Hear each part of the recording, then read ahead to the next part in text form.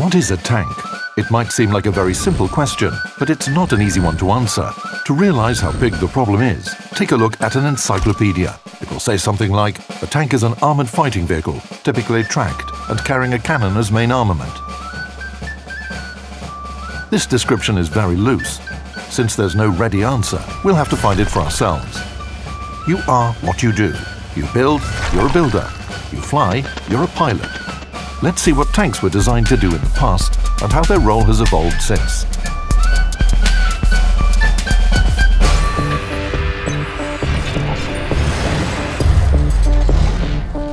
It's not exactly known when the first armoured fighting vehicle appeared. Some historians point to the armoured siege engines of the ancient Greek era, medieval horse armour, and the fantastic blueprints drawn by Leonardo da Vinci. Something more familiar started to take shape in the early years of the 20th century. There's little information about these projects, and the stories were similar to some extent, so they can even be put together. One day, in Great Britain, or maybe in Austria, or maybe in France, in or around 1912, a plumber, or according to some versions, a pipe fitter came up with an idea for an unusual combat vehicle. After a couple of sleepless nights, the draft was ready. The inventive plumber went to the appropriate military department with his proposal. He was already dreaming of fame and honor. However, the commission came back with an answer that was quite unexpected. The military didn't need tanks. There was no place for them either in theory or in the practice of military art. But then, the First World War broke out.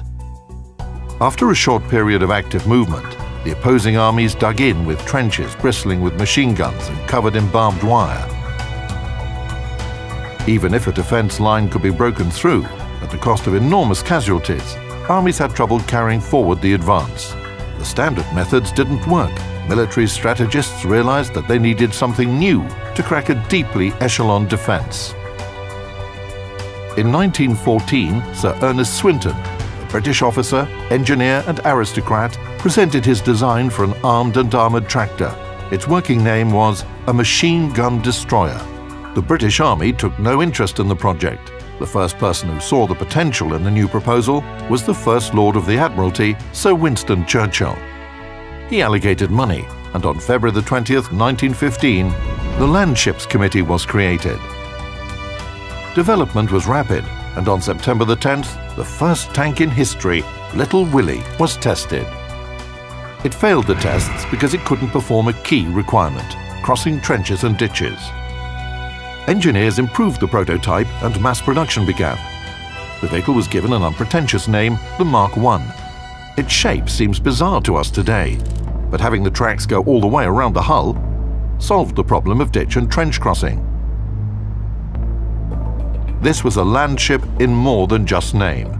Many design details were borrowed from the Navy. The tank was armed with naval guns, which were mounted in sponsons, just like the guns on cruisers of that period. Even its engine was initially designed for a towing car used by the Navy. The work on the first batch was done at several factories. To conceal the project, the government spread the story that the vehicles were field reservoirs for water, ordered by the Russian army. In correspondence, the vehicles were called tanks. On September 15th, 1916, land ships, already nicknamed tanks, engaged in their first combat near the Somme River. 32 of the vehicles moved into battle over muddy ground, hoping for a miracle. 5 tanks became stuck and 9 broke down, but the 18 remaining vehicles managed to break through that pierced 5 kilometers into enemy territory. British casualties were far lighter than usual. The miracle had happened. The huge steel monsters with machine guns terrified the German soldiers and gave the British hope that this new weapon might win the war. A year later, the Germans, in response to the British land ship, rolled out their mobile fort, the A7V. This tank had the largest number of crewmen in history. It was designed for the same role as the Mark I, to help the infantry break through the enemy defense lines. In the very first period of tank building, there was a single answer to the question, what is a tank?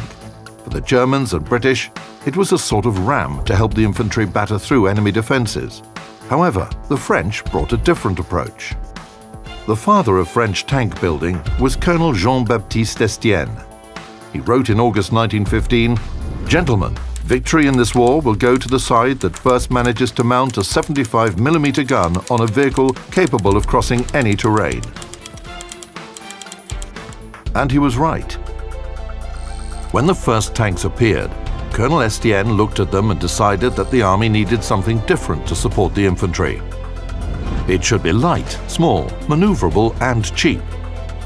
With this idea in mind, he went to the largest French manufacturer, Louis Renault. This is how the new vehicle, very unlike the land ships, appeared. It had 2 crewmen, a driver who controlled the tank, and a commander who did everything else. The tank was armed with a single machine gun, or a 37mm short-barreled cannon. Nevertheless, the Renault FT-17 became the most successful means of infantry support and the main vehicle of the French armoured forces. Many countries became interested in creating their own tanks after World War I. The military of most countries saw the tanks as reinforcements for the traditional military branches, above all, the infantry. The French and British separated their tanks into infantry tanks and cavalry or cruiser tanks. The USSR had 5 main tank types: reconnaissance, combined arms, operational, qualitative reinforcement, and special operations vehicles. These were supplemented with 7 special types.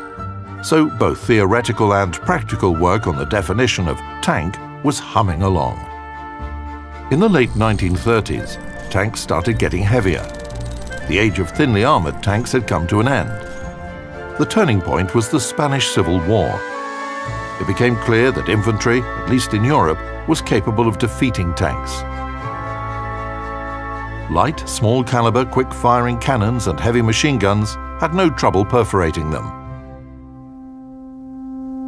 As soon as the early 20th century, the Germans had started to develop a theory of lightning war, blitzkrieg. They weren't able to fully implement this idea during World War I, but they continued to refine the concept.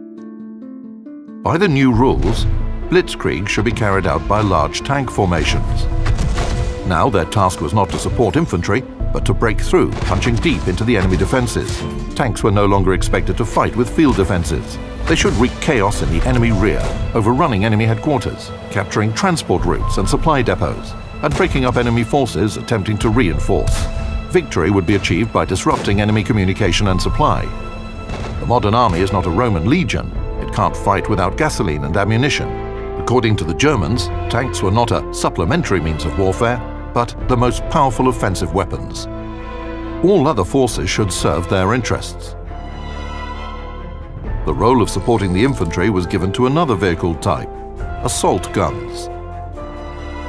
2 tanks were created to fit this theory, the Panzer Kampfwagen 3 and 4. They complemented each other on the battlefield. The Panzer III was designed as the main Wehrmacht tank. It was intended to be used to attack points without heavy anti-tank defences. It was designed to fight, not vehicles, but infantry. That's why its armament maximized the number of weapons and rate of fire. It was armed with 3 machine guns and a 37mm cannon. This armament was supplemented by an excellent observation system. The Panzer IVs were to support the Panzer IIIs. Its short-barreled 75mm gun was good at dealing with enemy artillery and field fortifications. The German tank divisions proved the theories of the General Staff officers by smashing the French army in just a few weeks. France had more tanks, and their technical characteristics were not inferior. It was the way they were used that was obsolete.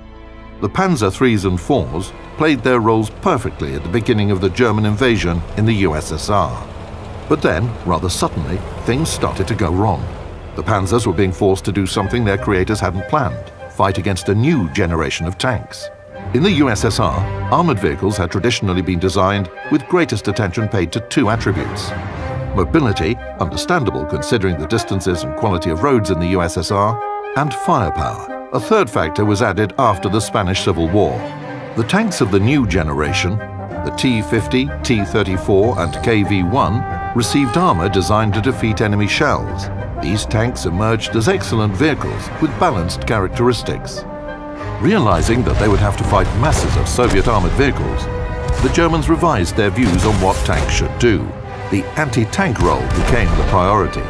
New panzers, like the Panther for example, had long-barreled guns and thicker armor.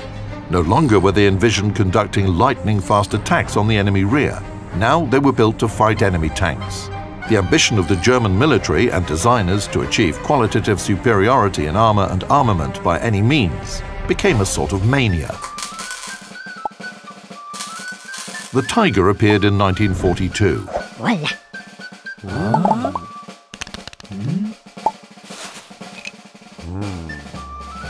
It was good, but not big enough. The engineers designed the Mouse. Also not big enough. They made it a little bit bigger and got the Ratter.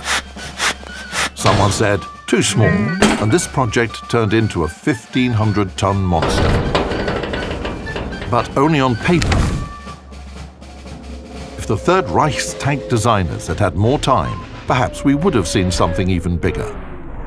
In the period immediately after the end of World War II, there was still no single answer to the question, what is a tank? Actually, there were two answers.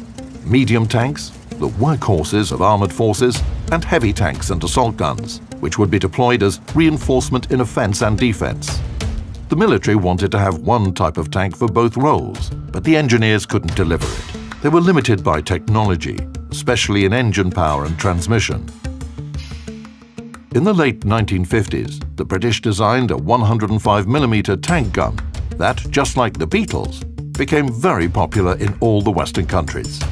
It was used in the Centurion 7 and M60, and then in the M48 Pattern 3 and Leopard 1.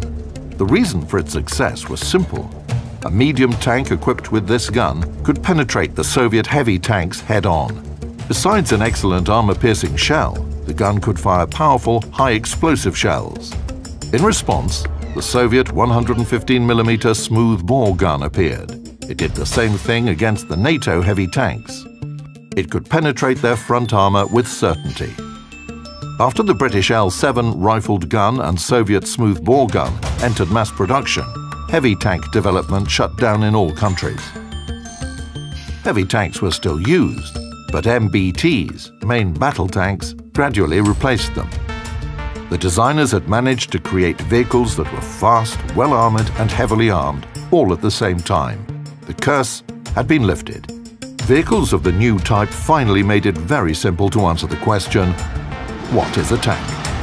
It's a versatile combat vehicle with good firepower, strong armor, and high maneuverability, capable of breaking through a defense or defending a certain area. When tanks first appeared, they were exotic machines, designed to overcome the deadlock of trench warfare.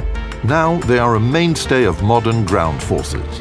It is sometimes said that tanks are out of fashion, but they seem unlikely to give their place to something else in the near future.